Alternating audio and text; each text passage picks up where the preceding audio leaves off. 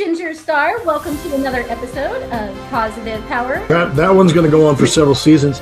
I'm a big fan of anime myself. As a matter of fact, I kind of grew up with the 90s anime. Oh, acceptance. We haven't even talked about acceptance.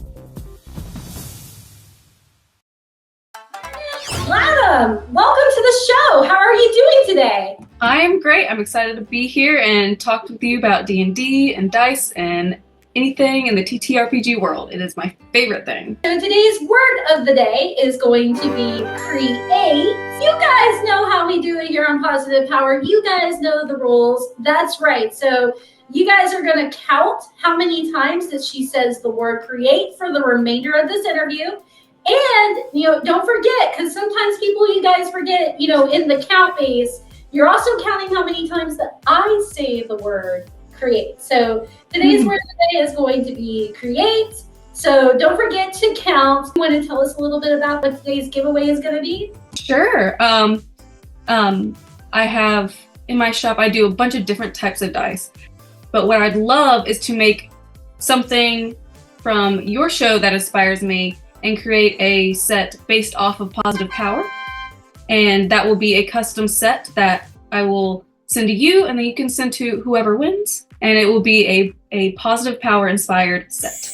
Oh, that is so awesome. I feel like we'll talk about it later, off camera, but I want two sets, one is a giveaway and then one for our friends that follow us, here on Positive Power. So let's just get to a basic question then from the start. What is the name of your business and what inspired you to kind of really get it going? Sure. So I run the Willow Tavern. It is like a dice making company. I do all kinds of, dice trays. Really, it started from a couple years ago. My husband was like, happy birthday, here's a little mold and some resin. I'm a dice goblin at heart, so he was like, make your own. And I was like, you know what?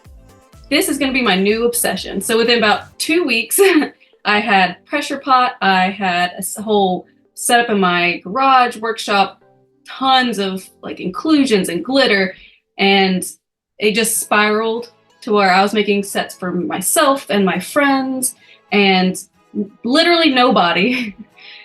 I was just making them. And so my husband was like, why don't you try to put them online, sell them, say, hey, other people, would you like custom character dice, like I've been doing for my friends in our home games. And then from there, I did that. I just put it online. And now I get to make fun things as both a hobby and a job. I was actually looking at some of your products earlier on some of your social media pages, and I was just really impressed with how incredible that, they look. So someone give me an image here. We're going to put it behind us here so that people can actually see it. Yeah. So tell me, okay, so I feel like there's more to this than just dice making for you, because you really seem like you have this gift. It really is a gift to make art out of it. You have so many multiple colors, and it's just to me that's mind blowing. Totally. So I have been an art creator since I was little. Everyone does the elementary school, you build a little pottery hand mug or whatever. I took that so seriously. I would be the last one done because it had to be perfect, and carried that through taking so many art classes. And I used to be just at home paint, paper and canvas artist, and I was like, well, let me take it multimedia. Let me do sculptures and other stuff. And I'm also ADHD, so I super hyperfixate on different stuff. So I'll be like, this week it's embroidery, and I will buy everything for embroidery. I will learn how to do it. I'll make a bunch of things as gifts or whatever, and I'll be like, nope, that's good, and I'll move on. So I just had a closet full of different crafts, and this one it struck in my soul. I don't know what it is that, I mean, it lands so close to D&D, which is like my main hobby and something that I've been playing for over a decade at this point. My older brother got me into it, and it's the physical art that you can use. It's not something that is just put on a shelf. So like in creating something for a character, if I go to start a new character and I'm playing a bard and she's a dancer, I'm gonna go and be like, hey, so what types of colors would she like? And it helps me get into the characters itself, which is what I love. And then I have that when I show up to my games, and I'm like, this is her right here, and I have a little thing that represents her. When people think about art, right? They think about like people drawing like on a piece of paper, but really, art is so much more than that. I mean, you have professional singers, you have people who can do like voice artists, and you have people that can draw on other things like aside from paper. You could probably turn your whole house into a work of art. So creativity, and I think that focusing on those elements for this particular interview would be a great base to hit home. Now, if there's something other than that specific that you want to talk about, because of course we want to talk about like where your business is at. Now, I kind of thought that you were based in Greenville. So is that? I live in Garner, and I operate everything out of my house. Greenville's still pretty close, so about an hour and a half. My sister lives in Greenville, so that's why I was like, oh, let me go out there. Someone to watch my kids while I do the show. But I used to have, I had a different business several years ago before, I had my kids and all that stuff. And I did Greenville Comic Con, and it was such a well-run show that when I started doing this again, I was like, well, let me see if they have any spaces. It was even better. Like Sherry, the showrunner, is incredible. Like I think it's her and her husband and their team, and they run one of the best Comic Cons that I go to. That is incredibly true, 100%. I actually had an opportunity to work with Sherry, actually. Shout out to their little comic book store. Because they have a comic book store. I love Sherry and Tim. You're absolutely right. I think, one of the great things about a business is when you genuinely care, not just about your business, but about the people that you're involved with. And every year, they always put on a great show. If you have not been to Comic-Con, go there. I've been going for, I think this year was actually my 4th year, and they have another one out too. So if you have not checked that out, go check that out. Now, they are, from my understanding, is smaller than the Greenville one, but it's a different type of crowd, and the crowd they're just such lovely people to talk to. So I think that your business would be like a big hit out there too. So I would definitely encourage you to reach out to her and ask her about this Comic-Con. You can tell her that Ginger Star sent you. Yeah, of course. So guys, don't forget our friends from Willow Tree Tavern. They're actually going to send out some custom dice for our Positive Power winners. All you have to do is just count how many times she says it. The first person with the correct answer will win the prize. So stay tuned for that. So let's get on to what I like to call a little bit of a surprise pop quiz. Are you ready? Probably. Probably. And can you take a wild guess as to what this quiz is going to be about? Probably math. Math. No. We don't do math. Like, unless I ever interview like a math genius or something. No, we don't have to do math. Okay. We're going to be doing Dungeons and Dragons. So, Positive Power fans, keep up with your answers at home. Comment below if you think you know the answer as we're playing this live, so you can play along with us. Are you ready? Yeah, let's try. All right, awesome. All right. What year were the official rules for the Dungeon and Dragon games first created? First created. Mhm. I know D&D itself was published in 1974. But I believe And that is the correct answer. Is that okay? 'Cause I think it was the rules were technically made a little bit earlier. Okay.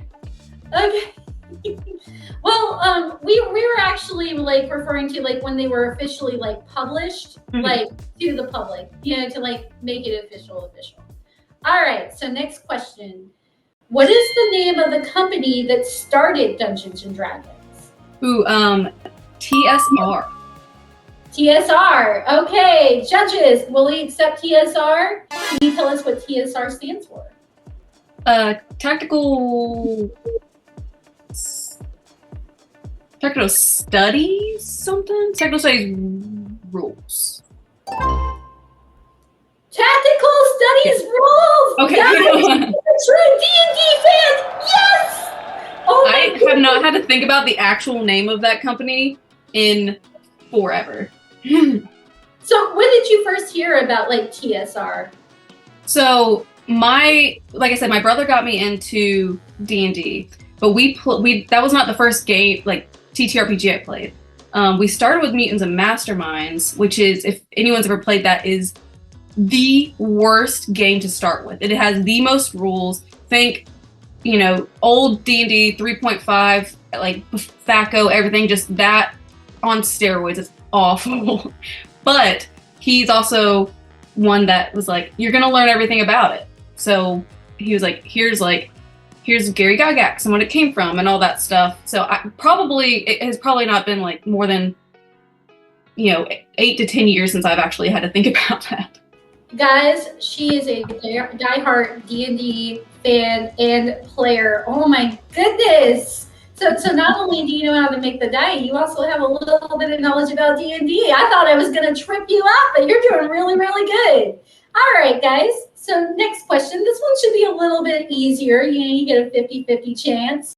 So in 2004, Dungeons & Dragons was still the best-selling RPG game in the U.S. True or false?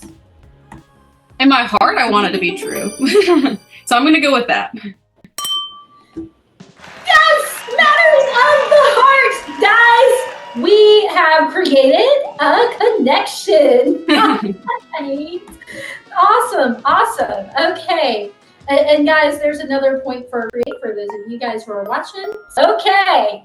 All right. So let's get on to the next question. What was the name of the first D&D prototype? Chainmail, I think, is what you're looking for. There's another game that came before that wasn't specifically related to D&D. But Gary Gygax came up with Great Worms was another one. Or either of those. That's okay.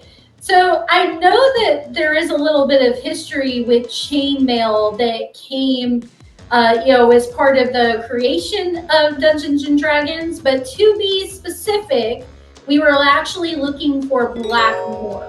So yeah. Blackmore was kind of like the beta testing for D&D, where they actually had like a group of people that came together instead of having like, a board game where you get from like A to Z on the board game. They were exploring this castle and kind of making up the rules as they went. And that's kind of like where the official involvement for like role playing and Dungeons and Dragons came from. Just a little positive power fun fact for a positive power fan. All right. In what year did the Wizards of the Coast, it's like a sub company of Hasbro Inc. What year did they claim the rights? 2004, I think. Awesome! All right, guys.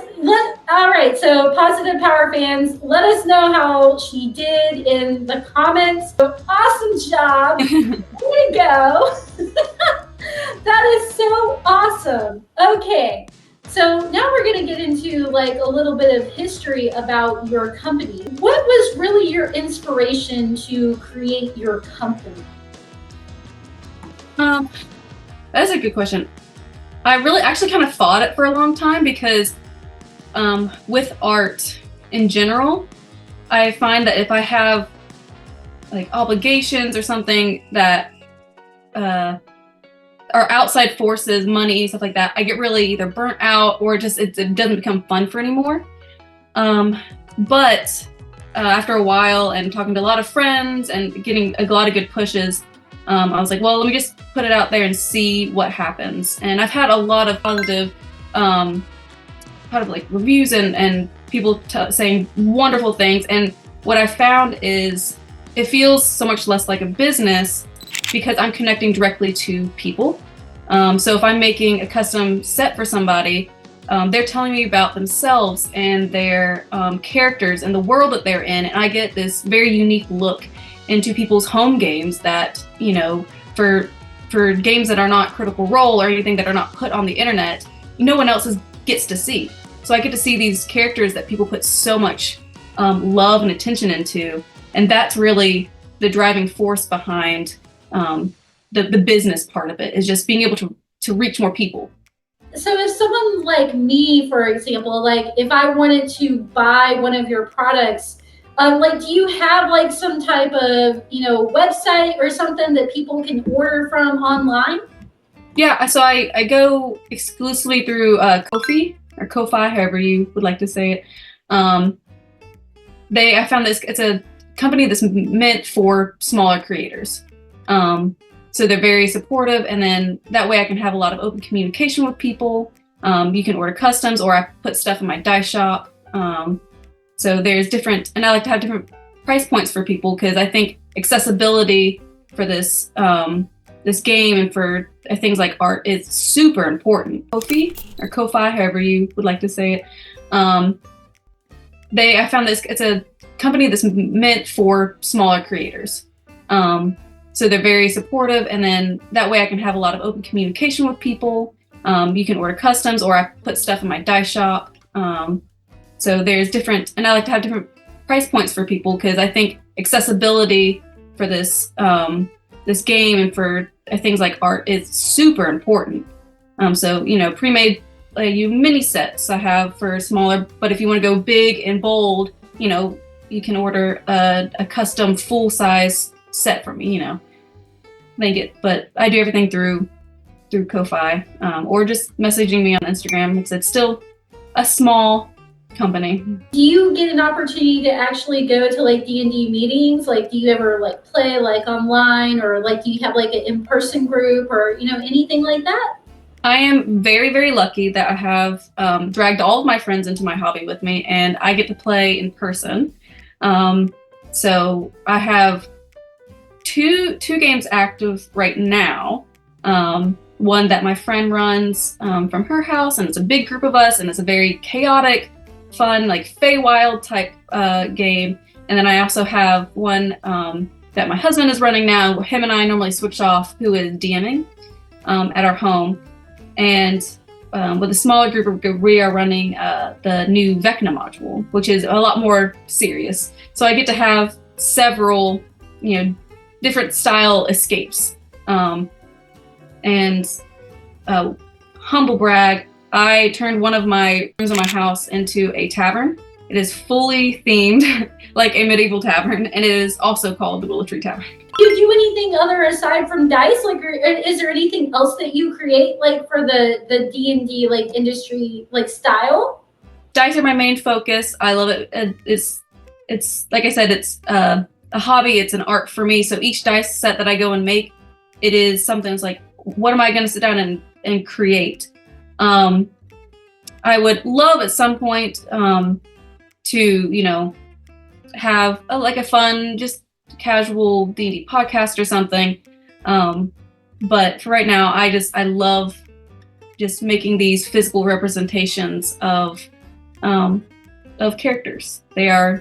It's truly what drives the story in D&D. So having them is just, and be able to make them for other people is an incredible honor.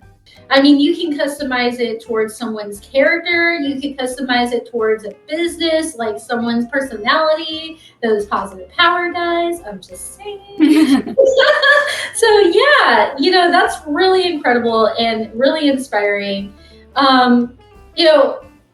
I personally, I would love to maybe come out and do another podcast with you. Maybe I could come out in person and you could actually show us how to make the dye in person. That would be awesome. Yeah, absolutely. I love teaching. The one of the best things about the dice making community that I found is that absolutely nobody gatekeeps anything. They are the most helpful people. So if you're just starting out, reach out to your favorite dice maker, because I have never had anyone turn me down for information. I am telling you right now, go check out her products. She will become your favorite dice maker. So you should be like our go-to person, when we go to D&D. And I can tell you right now, I have a lot of fans and I have a lot of followers that are very much into D&D. I'm going to put all of her social media, everything everywhere. Go subscribe to her. Go follow this girl. She is amazing. We love having her on Positive Power because she's doing amazing positive things. So guys, just go check her out. I have dice in so many different countries. It is so wonderful. Thank you guys so much for tuning in. As always, don't forget to comment, subscribe, all of that good jazz, all of those wonderful things that we love you to do on here at Positive Power. Guys, I love reading your comments. And don't forget, we have an opportunity to compete for a prize here. And as always, guys, stay positive.